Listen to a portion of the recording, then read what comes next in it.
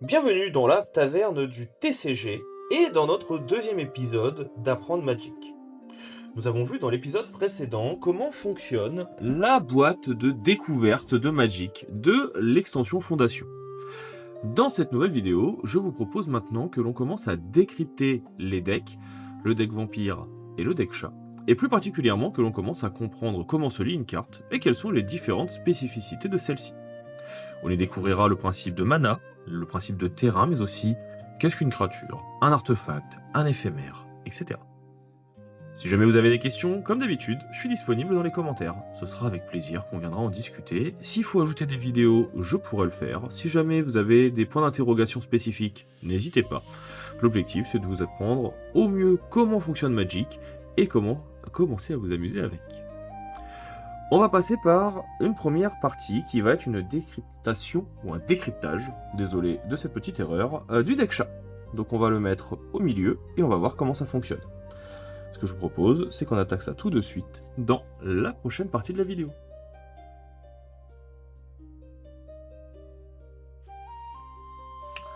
Lorsque vous prenez en main un deck pour la première fois, et plus particulièrement que ce soit un Jumpstart ou les decks ici, vous voyez, ne pas mélanger de la boîte, vous allez avoir un certain nombre de cartes. Quand on découvre Magic pour la première fois, on peut être vite perdu. Entre les différentes formes de cartes, les différentes extensions, les différentes catégories, on s'y retrouve difficilement. Si vous prenez le deck chat par exemple, qui est ici, vous allez avoir cette première carte, qui ne sert en réalité à rien. C'est juste pour vous présenter le fait que vous allez travailler un deck chat. On va pouvoir la mettre de côté. Vous allez avoir ensuite différents types de cartes. Vous allez tout d'abord avoir ce qu'on appelle des terrains. Donc en l'occurrence ici, on va travailler sur des plaines. Je vous explique juste après vous avoir montré ce qu'il y a dans le deck, les différents types de terrains et comment ils fonctionnent. Donc là par exemple, je vais avoir des plaines. Vous allez avoir ensuite ce qu'on appelle des créatures. Cela se repère ici au petit nom. Je vous décrypterai les cartes juste après. On va avoir encore d'autres plaines, d'autres créatures. On va avoir ce qu'on appelle des rituels. Les rituels, ils sont ici. On va dézoomer un petit peu, pour que vous ayez une vue d'ensemble. Et donc, les rituels, ça va avoir aussi quelques spécificités, surtout dans le temps de jeu. Parfois, on va avoir aussi ce qu'on appelle des créatures légendaires. Vous remarquerez qu'il y a une petite couleur qui a changé ici. C'est tout simplement la rareté de la carte. On va également avoir ce qu'on appelle des enchantements, qui sont ici, qui vont avoir leur propre spécificité. Et on va avoir, et j'espère qu'il y en a dans ce deck un petit peu plus loin, des éphémères. Enfin, vous pouvez aussi avoir ce qu'on appelle des terrains non bases, mais ça, je vous explique ça dans quelques instants. Ça, c'est ce qui va composer un deck en général. Chacun ne va pas se jouer de la même façon. Certaines cartes, comme les terrains, vont pouvoir être jouées à chaque tour. Vous allez pouvoir en jouer un de la couleur de votre choix. D'autres, comme les créatures, vont avoir des coûts à payer. C'est-à-dire qu'ils ne sont pas gratuits, il faudra utiliser vos terrains pour cela, et parfois des terrains d'une bonne couleur. Les rituels, c'est comme si vous étiez un magicien, et que vous deviez lancer un sort spécifique. Il ne pourra être lancé que pendant votre tour. Il y a une sorte de temps d'incantation, et de moment donné. Les éphémères, qui sont ici, eux peuvent être lancés à tout moment. C'est comme si vous lanciez une boule de feu à l'adversaire pour vous défendre ou pour attaquer. Les créatures légendaires, suivant les modes de jeu, seront un petit peu les commandants de votre deck et les commandants de votre jeu. Enfin, les enchantements, vous pouvez voir ça comme une sorte de totem que l'on viendrait placer sur le champ de bataille qui permettrait d'avoir des pouvoirs spécifiques ou bien des équipements. C'est quelque chose que l'on peut croiser. Toutes ces cartes vont avoir leur propre spécificité que l'on verra bien sûr au cours de l'apprentissage. Retenez juste que là vous avez vu les catégories principales. Il existe une autre catégorie qui s'appelle également l'artefact, qui est un petit peu comme l'enchantement. Ce n'est pas exactement la même catégorie. Pour l'artefact, on est plutôt sur vraiment un objet un petit peu spécifique qui va avoir des contraintes et des avantages pour votre jeu. Mais avant d'aller plus loin, je pense qu'il est important de revoir deux notions de base maintenant. Déjà, depuis tout à l'heure, je vous parle de terrain. Mais qu'est-ce qu'un terrain? Qu'est-ce que le mana et comment cela fonctionne? On va donc regarder ça tout de suite dans la prochaine vidéo. Et puis ensuite, on va prendre le temps, à partir de ce que vous voyez ici, de décrypter les cartes. Quelles sont les différentes choses qui la composent? Comment je peux savoir si c'est une créature ou un rituel? Comment je peux l'utiliser? Eh bien, je vais vous inviter à découvrir tout ça à partir de ce deck de base chat. On regarde ça tout de suite dans les deux prochaines vidéos.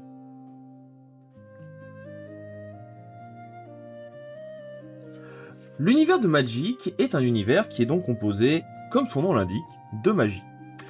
La magie, elle va se déclencher à partir de quelque chose que l'on appelle du mana.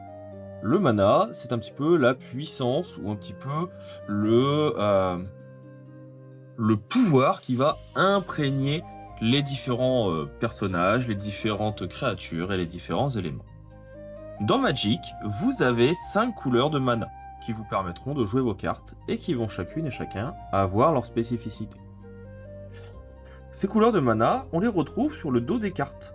Lorsque vous êtes ici, vous pouvez retrouver 5 couleurs. Du blanc, du bleu, du noir, du rouge et du vert. Ces 5 couleurs vont chacune représenter donc un type de créature, un type de magie que vous pouvez utiliser. Chacune de ces couleurs de mana est représentée par un type de terrain dit de base. C'est tout simplement l'endroit où on va les retrouver. Le premier, ça sera la plaine. C'est donc le mana blanc. En général, c'est plutôt un type de jeu que vous reverrez par exemple avec le chat, qui se veut pas forcément des plus agressifs, bien qu'on pourra y retrouver des cartes telles que des anges, des chats, des sangami et bien d'autres choses encore, qui vont avoir des spécificités de bloquer l'adversaire, de le contrôler un petit peu, mais aussi de faire augmenter les créatures. Le deuxième type de carte que l'on va avoir, le deuxième type de terrain, c'est ce qu'on appelle les îles. Ce sont des terrains donc du mana bleu. Les îles, c'est vraiment pour des decks ici que je trouve beaucoup plus réfléchis. Personnellement, ce n'est pas les decks que je préfère, mais il y a beaucoup de joueurs de bleu.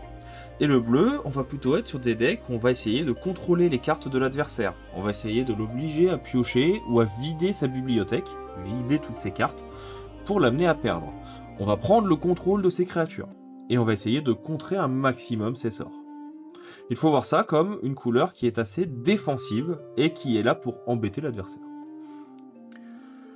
On va ensuite avoir le noir, qui est représenté par un terrain dit marais. Le noir, c'est un type de deck qui va jouer des zombies, des rats, en tout cas initialement chez Magic, et qui aura comme caractéristique de vouloir essentiellement réanimer vos créatures. On va faire revenir des créatures depuis notre cimetière. On va essayer de parfois les pousser au suicide pour créer des actions. Et très souvent, les créatures marais, les créatures noires, vont également avoir, en plus de l'utilisation des terrains et du mana, une utilisation de nos points de vie. On va pouvoir payer en s'ouvrant les veines, littéralement, pour pouvoir jouer des créatures, pour pouvoir jouer des éléments. En contrepartie, on aura bien sûr la possibilité de récupérer des points de vie en les volant par exemple à l'adversaire. La couleur suivante, c'est le rouge, ce qu'on appelle les montagnes. Les montagnes, ici on est plutôt sur des decks qui sont agressifs. C'est là qu'on retrouve en général les gobelins. Avec les montagnes, vous allez envoyer plein de petits pings à l'adversaire. C'est-à-dire que vous allez lui faire perdre un point de vie, 2 points de vie. C'est également là que l'on aura des sorts un petit peu agressifs, le plus connu étant le choc ou la foudre, qui vont faire perdre par exemple pour très peu de mana, 2 points de vie, 4 points de vie à l'adversaire. On a ensuite ce qu'on appelle la forêt. La forêt, le terrain vert, c'est lui qui va permettre de jouer des elfes ou des très grosses créatures. Ce sont des decks qui sont en général très agressifs également, qui vont se développer très très vite. Pourquoi ? Parce que on sait très bien que la forêt ça pousse vite. Et donc du coup on va pouvoir venir jouer plein de petites créatures très agressives ou des très très gros monstres, des cuivres ou ce genre de choses. En plus de nos manas, on a également parfois ce que l'on appelle des terrains incolores. Ça on le reverra par exemple sur des cartes comme les artefacts. Vous remarquerez, et je l'avais déjà expliqué dans une vidéo précédente, qu'il n'y a pas de couleur de mana ici. Tout simplement parce que, on pourra jouer la couleur qu'on veut. Enfin, jusqu'à maintenant, je vous montre essentiellement ce que l'on appelle des terrains de base. Mais parfois, vous allez aussi avoir des terrains, comme celui-ci, qui sont des terrains non base. Cela veut dire que, ils peuvent avoir plusieurs couleurs, ou alors ils peuvent avoir des spécificités. C'est important de faire la différence entre les terrains de base, que sont les 5 couleurs que l'on a vues avant, et ces terrains. Parce que certaines capacités de cartes vous permettront d'aller chercher des terrains de base, ou non. Par exemple, pour le Havre inexploré, on nous dit qu'il devra arriver engagé, on reverra ça tout à l'heure, et il aura la couleur choisie au moment où il arrive. C'est-à-dire que vous allez dire, moi je veux qu'il soit bleu. Et donc il sera automatiquement bleu. Et ainsi vous pourrez ajouter un mana de la couleur de votre choix. Donc voilà un petit peu pour les bases de mana. c'est quelque chose qu'il est essentiel de comprendre, parce que le mana, tout tourne autour de ça. Il faut en avoir assez, ou alors il faut avoir la bonne couleur. Vous verrez que, il y a toute une mécanique et toute l'importance du jeu va tourner autour de votre choix de mana. Bien sûr, quand vous allez commencer à créer vos propres decks, c'est vous qui allez décider comment optimiser tout ça. Mais de base, dans les decks chats ou les decks vampires qu'on a sous les yeux, ou les decks jumpstart que l'on verra aussi un petit peu plus tard, vous aurez une base de mana qui est assez acceptable. Maintenant qu'on a vu cela, ce que je vous propose, c'est qu'on passe à la prochaine vidéo où je vais vous expliquer les différentes cartes. On va les décrypter et comprendre comment ça marche.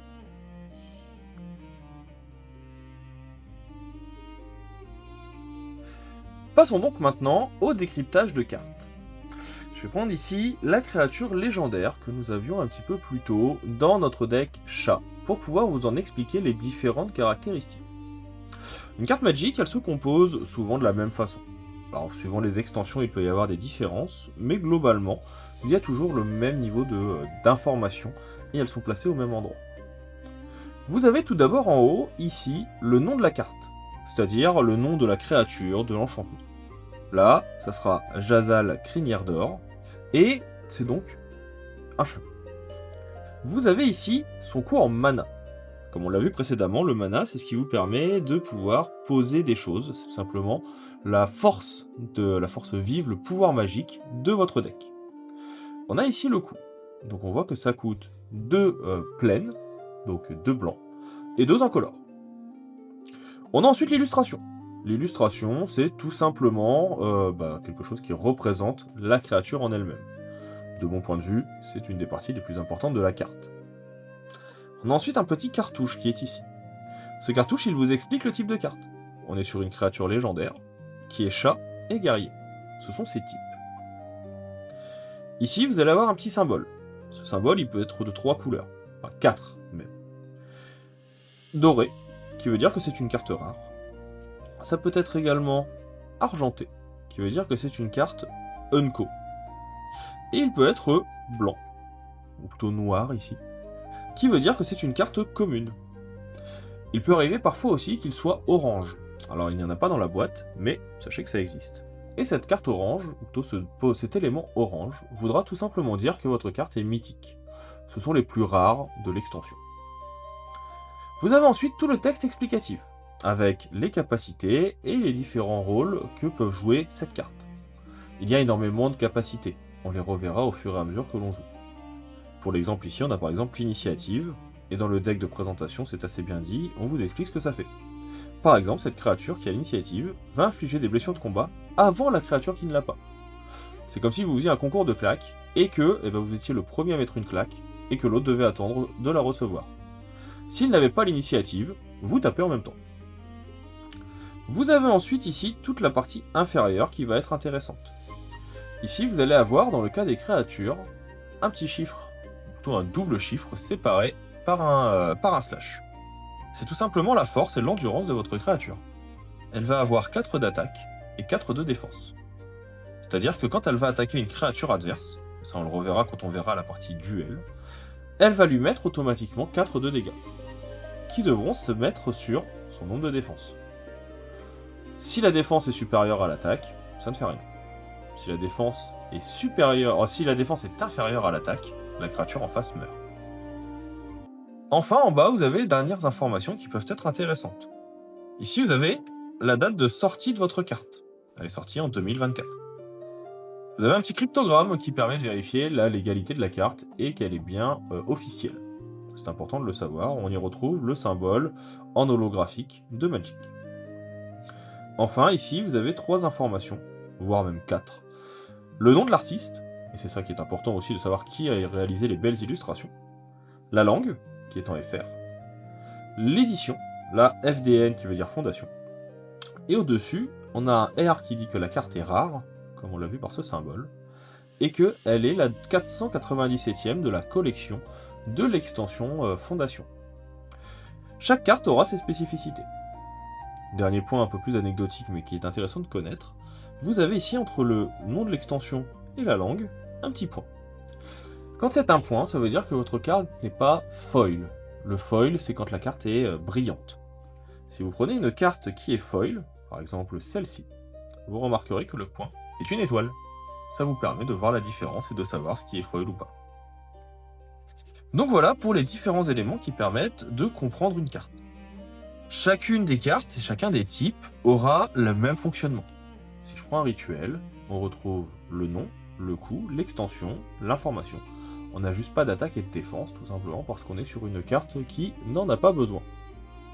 Si vous êtes sur un enchantement, qui est ici, pareil. Pacifisme avec l'explication, le coup, le fonctionnement, le type de carte et les informations.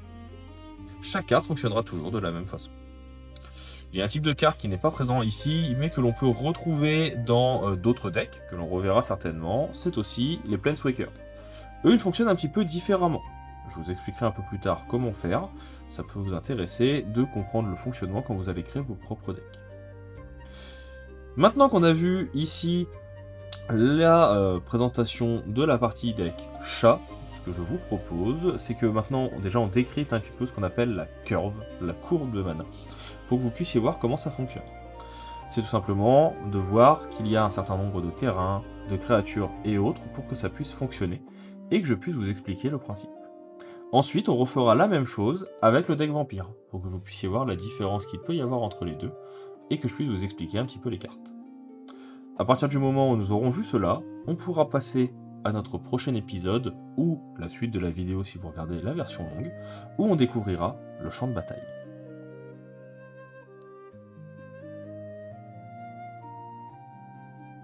Ce que nous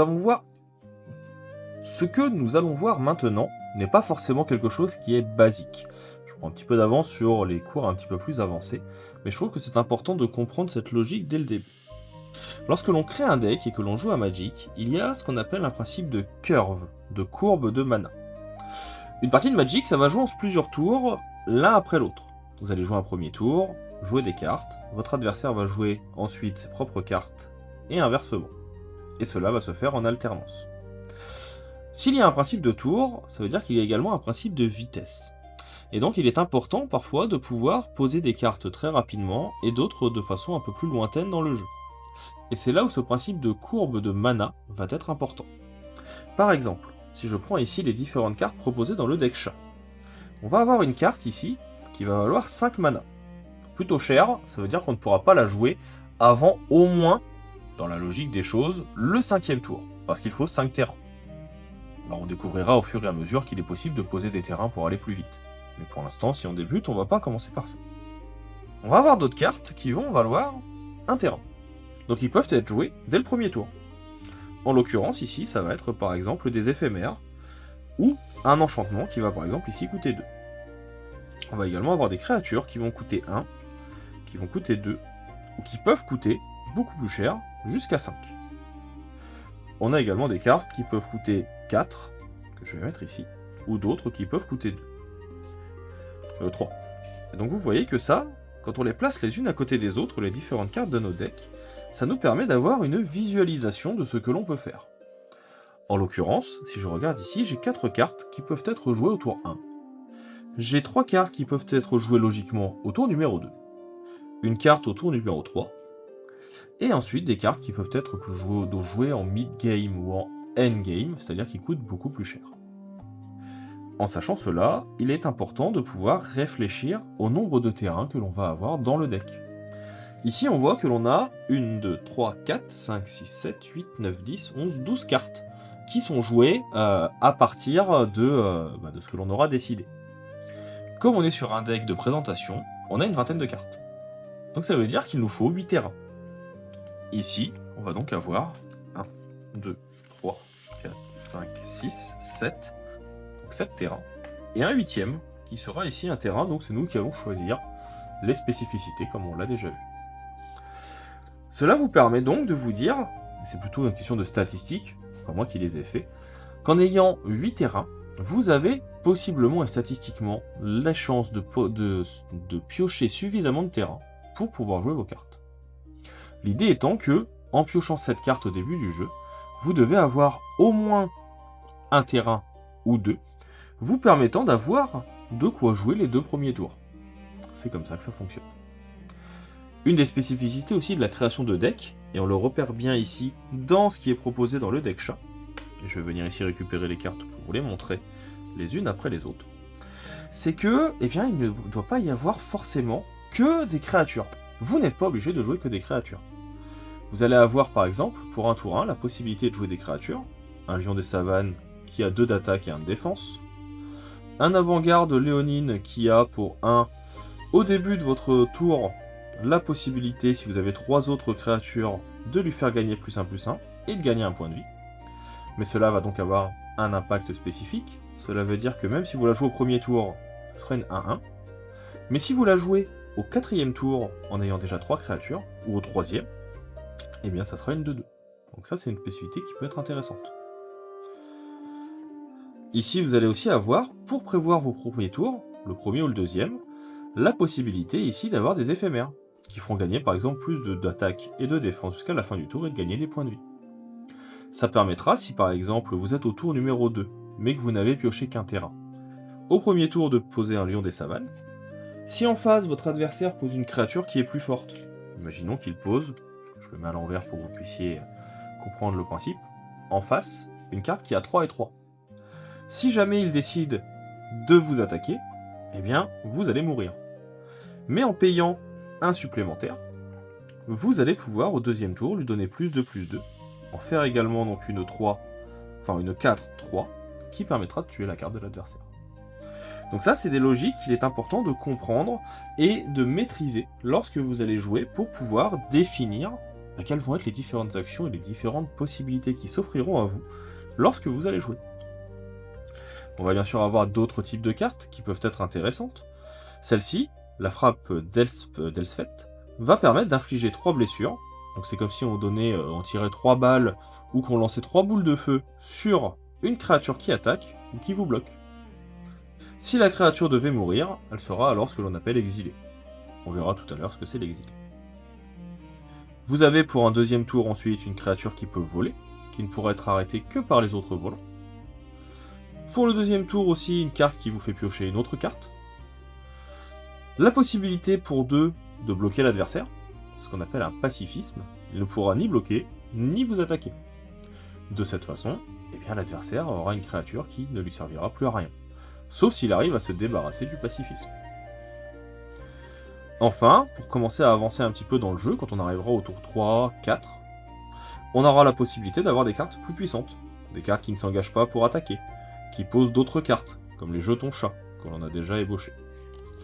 Enfin, on a des cartes qui vont être les plus puissantes, qui sont celles qui peuvent changer un petit peu votre game. Alors, c'est pas forcément ce qu'on appelle des game changers, parce que vous découvrirez qu'il y a ce terme utilisé pour d'autres cartes dans d'autres modes, mais ce sont des cartes qui sont très puissantes, mais qui en général ont un coût extrêmement cher. Par exemple, lui, il a donc l'initiative, et il peut faire que toutes vos créatures gagnent +X jusqu'à la fin du tour, X étant le nombre d'autres créatures qui attaquent. Si par exemple, vous attaquez avec 5 créatures en même temps, donc par exemple le fier parent, plus toutes les autres que l'on a vues précédemment, et Jassal, eh bien, tous, en payant 5 terrains, prendront automatiquement +5/+5. Lui deviendra par exemple une 9/9, une très grosse créature. Enfin, vous en avez d'autres ici qui peuvent avoir des spécificités aussi. On reverra bien sûr toutes les spécificités au fur et à mesure. Dans les decks d'initiative, ou plutôt dans les decks de découverte, en général tout est expliqué entre parenthèses. Dans les cartes les plus récentes, ce n'est plus forcément le cas. Donc pour les nouveaux joueurs, ça peut être un petit peu compliqué. Si vous jouez en boutique, n'hésitez pas à demander aux arbitres, aux judges, quelles sont les spécificités et comment cela fonctionne, ou aux autres joueurs. L'objectif étant le plus souvent, comme je vous le disais, d'être le plus amical possible. On n'est pas là pour jouer notre vie, en tout cas pas sur les gros tournois. Et si vous débutez Magic, je ne pense pas que vous soyez sur un gros tournoi. Donc n'hésitez pas à poser des questions, ça reste un jeu. Enfin, la dernière grosse créature ici va vous permettre également de booster les autres créatures, en leur mettant des marqueurs, c'est-à-dire des points d'attaque et de défense, qui resteront jusqu'à la fin. Et enfin, vous avez également ce que l'on appelle ici des removals, donc ce qui permet de venir supprimer une carte. Ici, vous allez par exemple dire que vous voulez qu'une créature, enfin une cible qui soit une créature ou un enchantement, disparaisse. Ça peut être utile, et on le reverra tout à l'heure, si par exemple l'adversaire vous met un pacifisme qui bloque l'attaque et la défense, c'est un enchantement, avec ça vous pouvez l'enlever. mais on fera une partie simulée de toute façon un petit peu plus tard dans les vidéos, donc pas d'inquiétude. Maintenant qu'on a vu un petit peu les bases de ce deck, ce que je vous propose, c'est qu'on regarde un petit peu le type de créature et un petit peu les spécificités que l'on peut avoir dans un deck noir, donc le deck vampire. On a pu voir dans le deck chat qu'on va gagner des points de vie et essayer de faire grossir nos créatures. Mais quelles vont être les spécificités de notre deck vampire? On regarde ça tout de suite. Passons donc à notre deck vampire, qui est représenté ici, je ne l'ai pas précisé, par Liliana, qui est donc une Planeswalker ou une arpenteuse. On va donc avoir une curve qui est aussi intéressante. Je ne vais pas vous refaire tout le principe de curve, vous pourrez le tester vous-même si vous avez le deck. On va avoir donc cette fois des terrains de marais. Donc vous voyez qu'on va en avoir au début 5. On va avoir des créatures ici qui vont être plutôt des vampires et des éclaireurs. Et qui vont avoir des spécificités comme le vol. Le vol, ça va être une spécificité qui dit que on ne peut être attaqué et on ne peut être bloqué que par une autre créature qui a le vol. C'est comme si vous vous faisiez attaquer par un avion. Si vous n'avez pas d'avion en face, ou dans tout cas de cartes qui permettent de bloquer un avion, eh bien vous ne pourrez rien faire. On va avoir beaucoup de cartes vampires qui vont permettre, ici par exemple, quand elle arrive, que l'adversaire perde 2 points de vie et que vous en gagnez 2. J'en parlais tout à l'heure quand je vous présentais les terrains et les marais, c'est encore la petite spécificité du terrain noir et du mana noir, c'est qu'il va aller ponctionner les points de vie de l'adversaire pour vous faire gagner des points de vie. Mais il va aussi parfois ponctionner vos propres points de vie.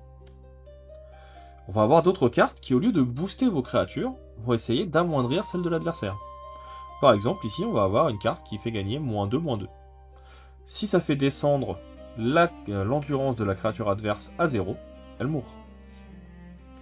On va retrouver encore quelques terrains. On va retrouver des grosses créatures, comme on en a parlé un petit peu plus tôt. Alors cette fois, on est sur une 4-3 pour 4, ce qui est un peu cher. Et c'est ce qu'on appelle une carte vanilla. Elle n'a pas de spécificité, pas de pouvoir, ni rien. C'est juste un vampire qui va essayer d'aller taper l'adversaire le plus fort possible. On va également avoir des enchantements. On avait vu tout à l'heure l'enchantement pacifisme. Le pacifisme, il venait bloquer la créature adverse. Ici c'est l'inverse, on va avoir une carte qu'on va venir mettre sur nos propres créatures. Elle va lui permettre de gagner 2 en force et 1 en endurance, et d'avoir ce que l'on appelle la menace. Ça veut dire qu'elle ne pourra pas être bloquée, excepté par 2 créatures ou plus. On retrouve ici une collaboratrice avec du vol, c'est la spécificité du vampire, c'est qu'il vole, et elle dit que à chaque fois qu'un adversaire va perdre des points de vie, il va devoir aussi jeter une carte de sa main, de son choix. Ici on a la carte rare du set, qui va permettre d'avoir le contact mortel et le lien de vie. Pour faire simple, le contact mortel, ça veut dire que dès que votre créature touche la créature d'en face, même si la créature d'en face est plus forte, elle meurt. C'est un peu un baiser empoisonné. Et le lien de vie, ça veut dire que toutes les blessures que vous allez faire à un adversaire ou à une créature, à une cible en général, vous redonnera autant de points de vie. Ça veut dire que si jamais vous attaquez une créature à 2, vous lui mettez 5 sur son endurance, en plus de ça, vous gagnez 5 points de vie. On dit aussi qu'à chaque fois qu'un vampire que vous avez meurt, vous allez pouvoir perdre vous-même 2 points de vie. Et si vous le faites, vous pourrez piocher une carte. Donc ça, c'est plutôt intéressant. Le sorcier, ici, va dire qu'à chaque fois que vous allez perdre une créature, alors c'est une créature que vous contrôlez, c'est ça, l'adversaire en face va perdre un point de vie et vous gagnerez un point de vie. Toujours cette idée de ponction avec le vampire. On a encore un petit removal, détruire une cible, créature ou planeswalker. On a ici un élément qui nous fait gagner des points de vie et ponctionner chez l'adversaire. On retrouve le contact mortel avec un petit éphémère. Par exemple, l'adversaire vous attaque. Vous pouvez mettre cet éphémère et lui dire non, non, ma créature elle devient mortellement, contact mortellement. C'est-à-dire que si je bloque avec ma créature, je vais tuer la tienne. Et en plus de ça, même si ta créature est plus forte, je deviens indestructible. Ça veut dire que même si on me détruit ma carte, ou même si elle tombe à 0, elle ne mourra pas, du moins jusqu'à la fin du tour. Vous avez un autre vampire ici qui a des spécificités qui fait gagner des points, et ensuite 2 terrains. Et avec ça, donc vous voyez que le mode de jeu n'est pas exactement le même si on est sur le chat ou sur le vampire. Le chat, on était plutôt sur quelque chose qui va faire grossir vos créatures les unes après les autres, tout en les boostant les unes ensemble, tout en gagnant des points de vie. Le noir, lui, il va avoir pour objectif de vous poser plein de petites créatures mais qui vont venir ponctionner la vie de votre adversaire tout en augmentant la vôtre, comme le ferait un vampire. Et elle va venir vous attaquer en volant, vu que les adversaires en face ne pourront pas forcément le faire. Par exemple, pour les chats, il est rare de voir un chat voler, bien qu'il y a des spécificités, comme vous vous en rendrez compte au fur et à mesure de votre expérience. Donc voilà pour la découverte des différents decks d'initiation. Ce que je vous propose maintenant, c'est qu'on passe au prochain chapitre, le chapitre 3 avec la découverte du champ de bataille. Comment est présenté le champ de bataille? Quelles sont les différentes catégories qui le représentent? Et comment vous allez pouvoir comprendre comment ça fonctionne. Le deck, ou plutôt la boîte d'apprentissage, vous propose 2 terrains de base. La plupart du temps, les utilisateurs auront ce que vous avez sous les yeux, c'est-à-dire un tapis. Et je vais vous expliquer les différents placements de vos éléments et comment ça fonctionne. On attaque ça tout de suite dans le prochain chapitre.